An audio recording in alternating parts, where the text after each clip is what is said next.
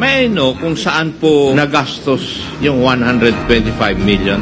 Was it spent in accordance with the rules, regulations, and protocol on the expenditure or on the use of confidential funds? Yes, Mr. Chair. As indicated sa accomplishment report ko, na-liquidate naman po nila based on confidential expenses as required by the joint circular po. Bakit nag-issue po kayo ng notice of disallowance?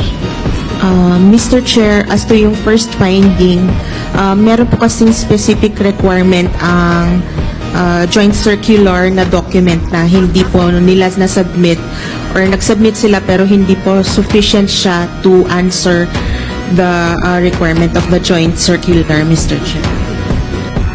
Yes. Yung 125 million, parang ginamit po yan in 132 areas. Hindi po ba sa tingin ng COA